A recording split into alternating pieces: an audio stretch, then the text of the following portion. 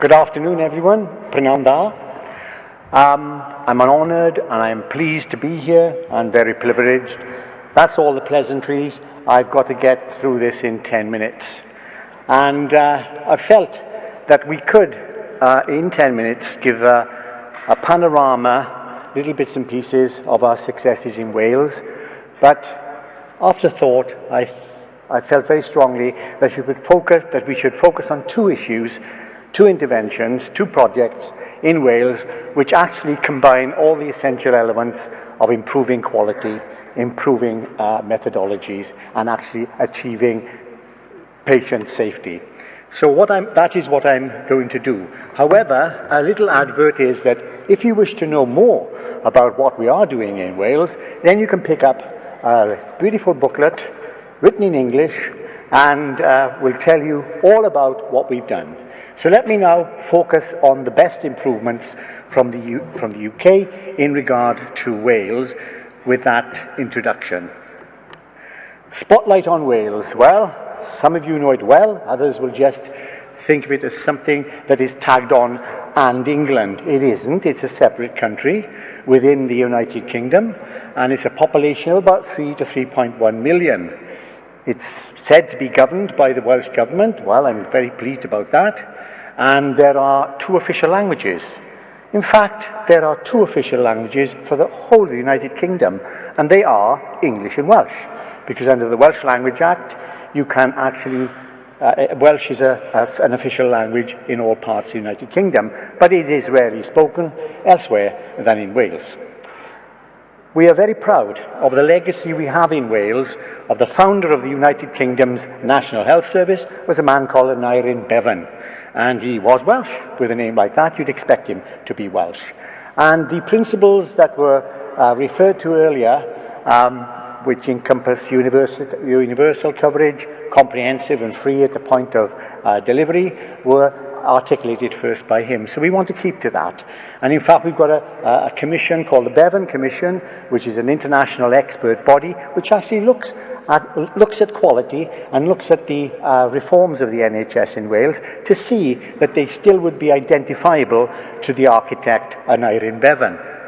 It's integrated, as we've heard, and about 90,000 people plus work for NHS Wales, a major workforce.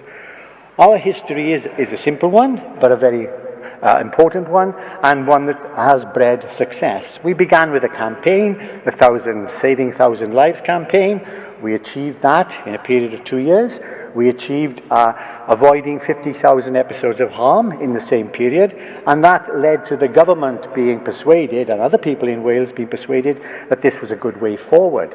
And therefore, the campaign became what was called 1,000 Lives Plus, and it's now our National Improvement Programme for Wales. It's not the National Health Services Improvement Programme, because it includes the National Health Service, it includes local authorities, it includes the third sector, and it includes universities. So it's a national programme looking at health improvement in Wales, and healthcare improvement, of course, in particular.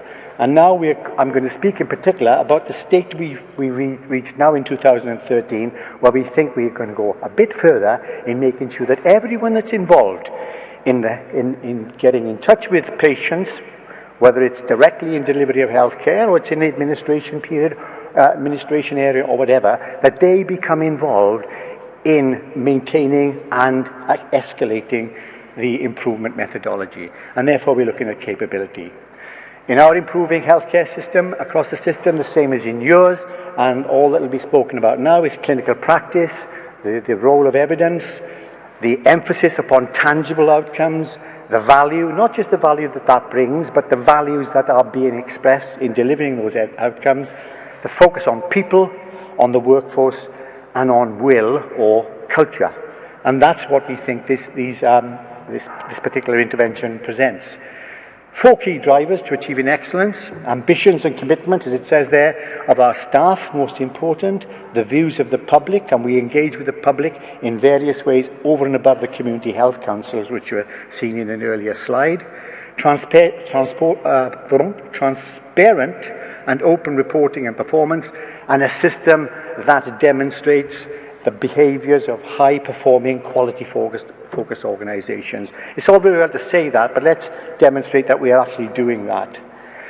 Improving quality together. This is a national approach which we've embarked upon to quality improvement, ensuring sustained improvement and sustainable improvement through the future workforce and in the workforce that is here already. An ambitious aim. I'll tell you what we'll be doing shortly, but we aim to actually train 25% of the NHS workforce, 80 to 90,000, by March 2014.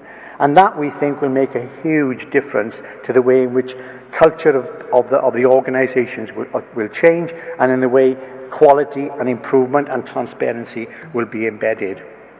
Improving quality together has a very simple approach, which has been used in other ways in the past, and that is there are 3 segments to it.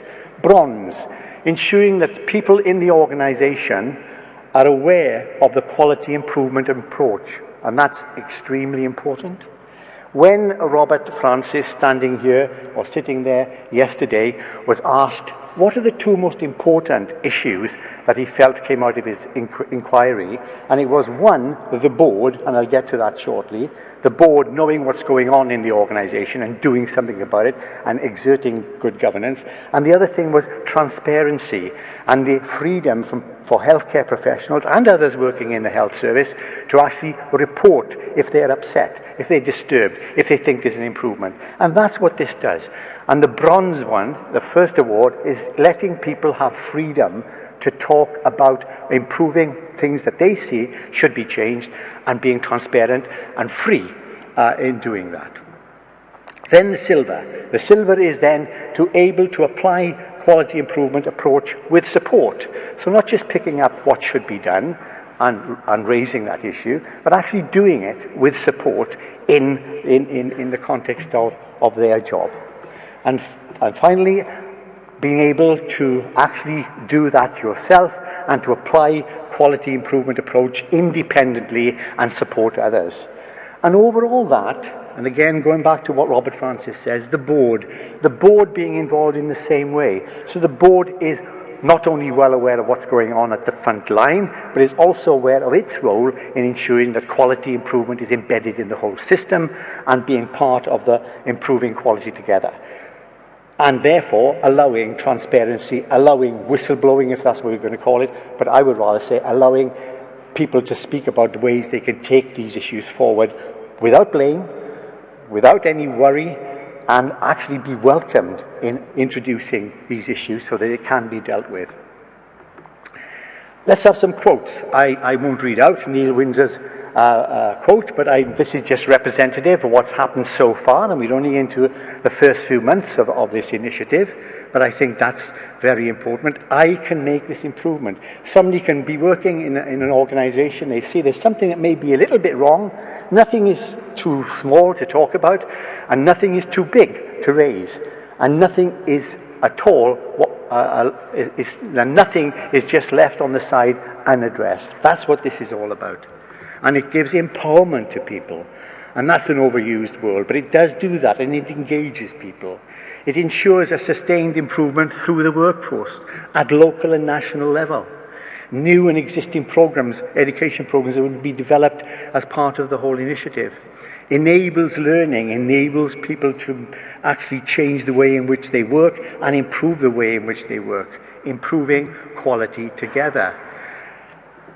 There's also one other thing as I come slowly to the end of my talk. We've got 5 student chapters, and I've been quite involved with these, and I'm so pleased that we started off by just engaging with medical students in Cardiff School of Medicine, and about 10 or 12, and now we've got 2,300 students involved in quality improvement, involved in the whole understanding of the quality programme. Joint working across the piece, as you can see there, national improvement campaigns in person-centred care particularly, in infections, sepsis, and all the other elements, theatres, and all the other elements that we know everyone is working on in this particular area. We're delivering improving quality together on the medical curriculum. It's part of the medical curriculum in Wales, and that's so important to get it embedded right at the onset. And then the community of healthcare, the community that deals with patients, the community that engages with each other and with patients. Let's look at the quotes there. I'm going to read these because I've got 2 seconds left. I feel that I am part of something big, something exciting, a program that really has the potential to make a positive difference to our patients. That encapsulates it. And then Angela Williams says, the community is a great forum to bring together students and academics to drive improvements in patient care. It provides a positive energy to support educators, to share best practice, groundbreaking ideas, and ensure improvement is an essential part of the curriculum, regardless of which health professions involved. That's a wonderful statement that encapsulates it all.